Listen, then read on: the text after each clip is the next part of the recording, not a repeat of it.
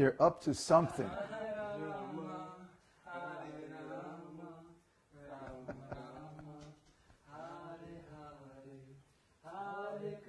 Where did you get all those flowers?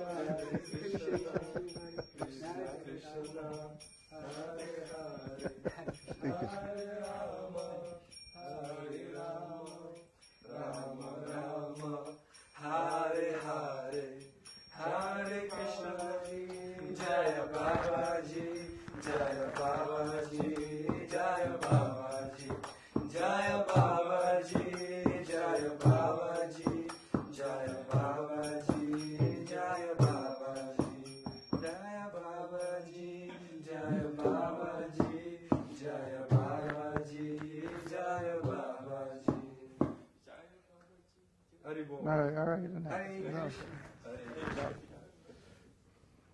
Well, this is very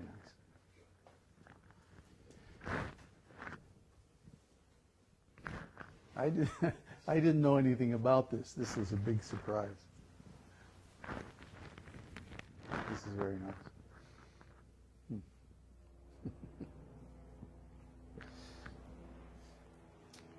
So, Hare Krishna. Air Force out for you as well. Yeah, right. Well, I don't know what to say. They planned this all by themselves, so I am not responsible. But, huh? They have no sound. They have no sound. But we have. Is it okay now? It's okay there. Yeah. This happened the last week, remember? Really? Apparently there was no sound, and then all of a sudden there was sound. Hare Krishna. Oh boy. There's still no sound? No. Oh, rascal, dim. Well, if you want to hear, come here. Doesn't. Well, I'm just going to speak because I don't want to take up all this time, with just fussing around with all this stuff. So, it's the duty of the disciple to worship the spiritual master, especially on his appearance day. And this ceremony is called Vyasa-puja. Vyasa-puja means the worship of Vyasadeva, the compiler of the Vedas. Or actually, Vyasa means divider. And his other name is Krishna Dvaipayana. Krishna because he's dark colored, just like the Lord. And Dvaipayana means he was born on an island. Dvaipayana, Dvipa means island. So Dvaipayana means one who takes birth, one who appears on an island. Vyasadev's father was Parashara, the greatest authority on Vedic astrology. And he knew that the auspicious moment for the appearance of an incarnation of the Lord who would create the Vedic scriptures or record the Vedic scriptures on this planet had arrived. So at the time, he was crossing a river, and he was in the boat.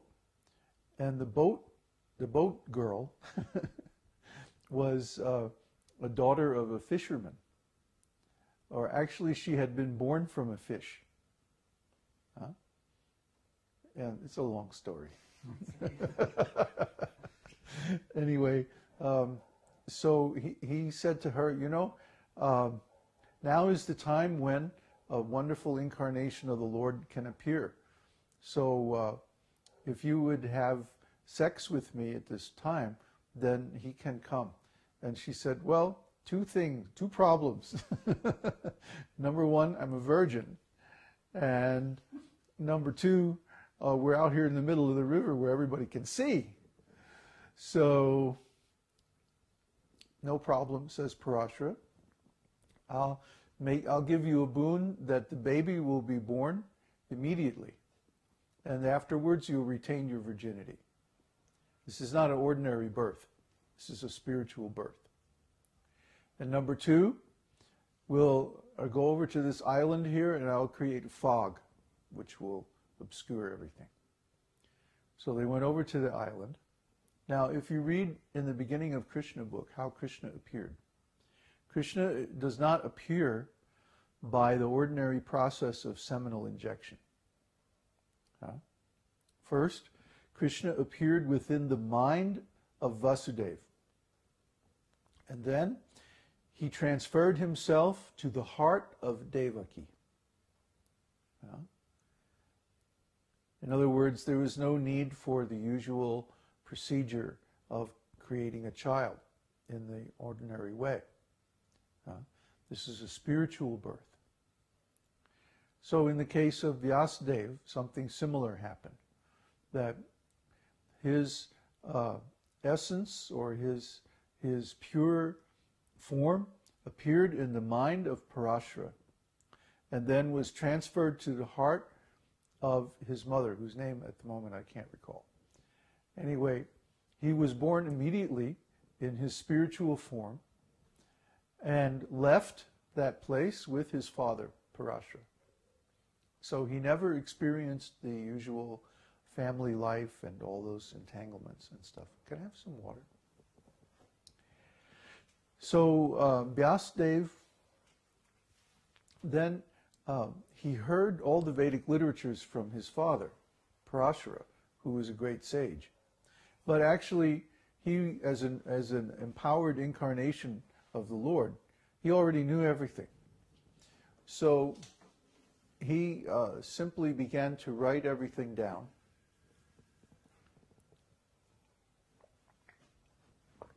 And with the help of his disciples, he divided the original Veda. Originally, Veda is one. Veda simply means knowledge. Whatever knowledge is true and whatever is important, then that's its Veda. So by the mercy of Vyasadeva, he recorded all the Vedas and then divided them into 4 parts. The Rig Veda, Sama Veda, Yajur Veda, and Atharva Veda. Those are the 4 Vedas. And from those 4 Vedas, then there are 4 disciplic lineages. The Shri Sampradaya, the Kumara Sampradaya, the Rudra Sampradaya, and the Brahma Sampradaya. And they all go back to these great personalities, Lord Brahma, Lord Shiva, the 4 Kumaras, and Lakshmi. So there are 4 Vedas, 4 Vedic Vaishnava Sampradayas, And those who follow the Vedas are called Vaishnavas. So this is the process of how the Vedic knowledge comes into the material world and is passed down. And so the Guru appears in one of these four lineages, either the Brahma, Rudra, Lakshmi, or Sri Sampradaya. And at any given time on this planet, there is always a bona fide acharya in each one of these four sampradayas. So the acharya is worshipped as the representative of Vyasa. And as we see, especially in the Brahma Sampradaya, that the acharya is always an author, because Brahma is the original